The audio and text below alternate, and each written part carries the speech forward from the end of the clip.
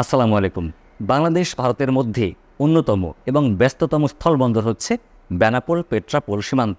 এই বর্ডার দিয়ে যখন আপনারা বাংলাদেশ থেকে ভারতে প্রবেশ করবেন তখন স্বাভাবিকভাবে আপনাদের দুটি ফি জমা দিতে হয়।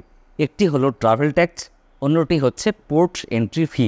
এখন থেকে আপনারা কিভাবে কোন প্রক্রিয়ায় ঘরে বসেই অনলাইনের মাধ্যমে এই পোর্ট এন্ট্রি ফি পরিশোধ করতে পারবেন, আজকে আমি সেই বিষয়টি নিয়ে বিস্তারিত তুলে ধরব।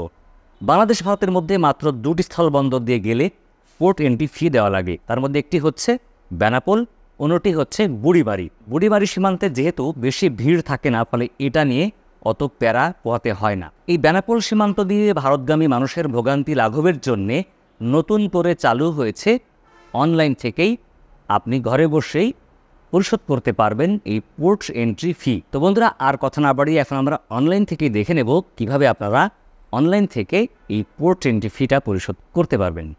অনলাইন থেকে আপনারা যদি বেনাপোল ল্যান্ড পোর্টের পোর্ট এন্ট্রি ফি জমা দিতে চান, তাহলে আপনাদেরকে প্রবেশ করতে হবে blpa.1pa.gov.bd এই ঠিকানায়। তারপর আপনি প্রবেশ করতে পারবেন বাংলাদেশ ল্যান্ড পোর্ট অথরিটির যে ওয়েব পোর্টাল, সেখানে। এখানে খুব সুন্দর একটা সহজ ইন্টারফেস দেওয়া আছে। এই ছকটা আপনি যদি খুব সহজে ফিল আপ করতে পারেন, এটা সর্বোচ্চ 2 মিনিটের কাজ। পাসপোর্টে থাকা তথ্যগুলি এখানে ফিল আপ করলে আপনি সহজে অনলাইনে টাকা পরিশোধ করতে পারবেন। এখানে কিছু তথ্য আপনাকে নিতে হবে। প্রথমে বলছে প্যাসেঞ্জার নেম।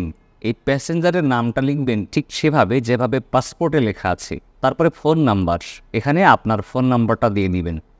তারপরে বলছে ডিপার্চার পোর্ট, অর্থাৎ কোন পোর্ট দিয়ে আপনি যাবেন। তো আপাতত বাংলাদেশে শুধুমাত্র বেনাপোল ল্যান্ড পোর্টই এই অনলাইনে টাকা পরিশোধের আওতাভুক্ত হয়েছে।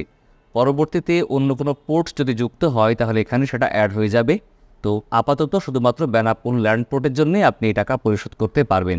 তারপর এখানে বলছে কান্ট্রি কোড। আমি এখানে কান্ট্রি সিলেক্ট করব বাংলাদেশ। এই যে বিজিডি বাংলাদেশ, এখানে কিন্তু অন্য দেশের নাগরিক হলে সেই দেশের নাম এখানে লিখতে হবে। হতে পারে যে অন্য কোনো দেশের নাগরিক যারা বাংলাদেশ থেকে এই পোর্ট দিয়ে প্রবেশ করবে, তারা তখন তাদের দেশের নাম সিলেক্ট করবে। যদি কোনো ইন্ডিয়ান আসেন তাহলে ইন্ডিয়া লিখে এই যে ইন্ডিয়া সিলেক্ট করবে, এবং ইন্ডিয়ান প্যাসেঞ্জাররা বা ইন্ডিয়ান নাগরিকরা এইভাবে সিলেক্ট করে অনলাইন থেকে পেমেন্ট করতে পারবে। তারপর অপশানে আছে পাসপোর্ট নাম্বার। এখানে পাসপোর্ট নাম্বারটা আপনার যেভাবে আছে সেভাবে বসিয়ে দিবেন। পাসপোর্ট নাম্বারটা এখানে উল্লেখ করে দিবেন। তারপরে অপশানে বলছে ডিপার্চার ডেট, আপনি কবে ওই বর্ডার ব্যবহার করে ভারতে প্রবেশ করবেন। এখানে যেই ডেটে আপনি যাবেন সেই ডেটটাই সিলেক্ট করবেন। তো আমি 30 তারিখে যাব ধরে নিলাম, 30 তারিখ সিলেক্ট করলাম। তবে খেয়াল রাখবেন যেই ডেটে যাবেন সেই ডেটেই যেন পেমেন্ট করাটা থাকে। এটাকে মূলত এরা ল্যান্ড পোর্ট ফি নাম না দিয়ে নাম দিয়েছে হচ্ছে প্যাসেঞ্জার ফ্যাসিলিটিস চার্জ। তো এইটা আপনি অনেকভাবে পরিশোধ করতে পারবেন, যেমন বিকাশে, নগদে, উপায় অ্যাপসে, রকেটে, Nexus apps, MX, Mastercard এবং ভিসা কার্ড। ফলে এতগুলো অপশানে আপনি টাকা পরিশোধ করতে পারবেন। তো বাংলাদেশের মানুষ সচরাচর যেটা ব্যবহার করেন বা সবার ফোনে আছে সেটা হলো বিকাশ। তো আমি বিকাশটা দিয়ে আজকে দেখাবো যে কীভাবে পে করবেন। আপনি যে মাধ্যমে টাকা পরিশোধ করবেন সেই মাধ্যমটা কিন্তু এখানে সিলেক্ট করতে হবে। যেমন আপনি যদি নেক্সাস পে নিয়ে পেমেন্ট করেন তাহলে নেক্সাস পে সিলেক্ট করতে হবে। তো আমি যেহেতু বিকাশ দিয়ে পেমেন্ট করব, তাই বিকাশ সিলেক্ট করলাম। করার পরে এখন আমাকে পে, এই যে পে অপশান আছে, এই পে ক্লিক করতে হবে। এই যে এখন বিকাশের পরবর্তী পেমেন্ট ইন্টারফেস এসে গেছে। এখানে বলছে যে ইউর বিকাশ অ্যাকাউন্ট নাম্বার, অর্থাৎ আপনার যে ফোন নাম্বারে বিকাশ অ্যাকাউন্ট আছে সেখানে যদি আপনাদের 51 টাকা 93 পয়সা থাকে তাহলে আপনি এখান থেকে পেমেন্ট করতে পারবেন। আমি এখানে একটা ফোন নাম্বার দিয়ে দিলাম যেটাই বিকাশ আছে। এই নাম্বারটা দেওয়ার পরে এখন আমাকে কনফার্ম করতে হবে।